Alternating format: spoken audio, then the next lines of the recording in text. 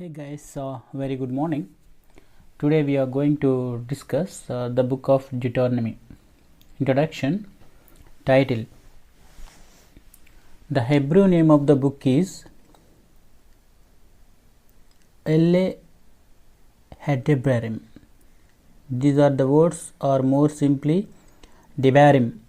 When you look at chapter 1 verse 1, the word Deuteronomy meaning repetition of the law arose from a mistranslation in the Septuagint and the Latin Vulgate of a praise, which in Hebrew means copy of this law. The error is not serious, however, since Deuteronomy is in certain sense a repetition of the law. Author and date of writing. The book itself ascribes most of its content to Moses. Already we have seen that author and date of writing in earlier books. Historical settings. Deuteronomy locates Moses and the Israelites in the territory of Moab, in the area where the Jordan flows into the Dead Sea. As his final act at this important time of transferring leadership to Joshua, Moses delivered his farewell addresses to prepare the people of their entrance into Canaan. In them, Moses emphasized the laws that were especially needed at such a time, and he presented them in a way appropriate to the situation. In contrast to the matter of fact narratives of Leviticus and Numbers, here the words of Moses come to us from his heart as this servant of the Lord presses God's claims in his people Israel. Special function in the Bible.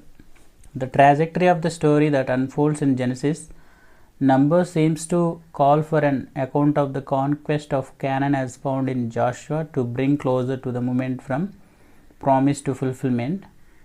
When you look at Joshua introduction, but Deuteronomy intervenes as a massive interruption. Here there is a very little forward movement. At the end of Numbers, Israel is on the plains of Moab by the Jordan across from Jericho. And at the end of Deuteronomy, the people are still there, waiting to cross the Jordan. All that has happened is the transit from the ministry of Moses as God's spokesman and official representative to that of Joshua in his place.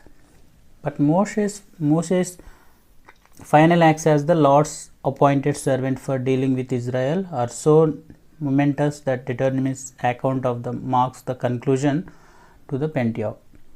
While the book of Joshua, which narrates the initial fulfillment of the promises made to the patriarchs and the conclusion to the mission on which Moses had been sent, serves as the introductions to the former prophets.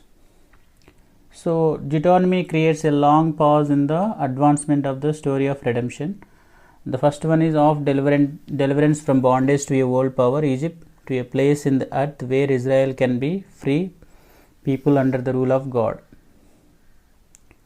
And second one is of deliverance from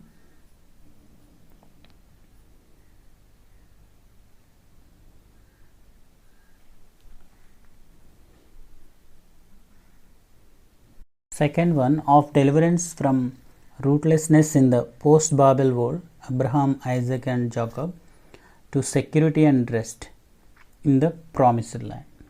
Third one is of deliverance from a little of banishment from God's garden to a life in the Lord's own land where he has pitched his tent. But in that long pause on the threshold of the promised land, Moses, in this renewal of the Sinaitic covenant, reminded Israel at length of what the Lord required of them as his people if they were to cross the Jordan, take possession of the promised land, and there enjoy the promised rest in fellowship with him. It was a word that Israel needed to hear over and over again. Upon reading the Pentateuch, Israel was brought anew to the threshold of the promised land and its promised rest to hear again this final word from God through his servant Moses. For this reason, all the history of Israel in Canaan, as narrated in the former prophets, is brought under the judgment of this word. Structure and outline. We have total 34 chapters in this book.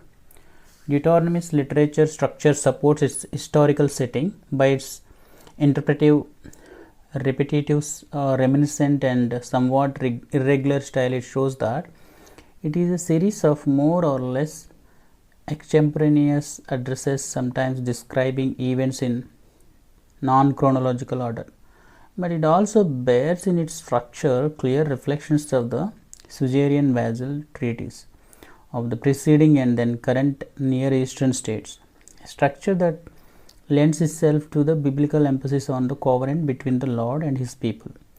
In this sense, Deuteronomy is a covenant renewal document. Outlines. The first chapter, preamble, and chapter 1 to 4, historical prologue. Chapter 4 to 26, stipulations of the covenant, and chapter 4 to 11, the great commandment, the demand for absolute allegiance. Under that, we are going to discuss God's covenant lordship, the principle of consecration, the program for conquering Canaan, a call to commitment in the new land, the lessons of the broken tablets, another call to commitment. Chapter 12 to 26, supplementary requirements. Under that, ceremonial consecration, human leaders in God's righteous kingdom, sanctity of God's kingdom, confessions of God as a Redeemer King. Under chapter 27 to 30, ratification, curses and blessings, leadership succession under the covenant. Under that, we are going to discuss change of leadership, Song of Moses, Moses' treatment, blessings on the tribes, death of Moses and succession of Joshua. These 34 chapters we are going to discuss in our regular Bible study, chapter by chapter. God bless you.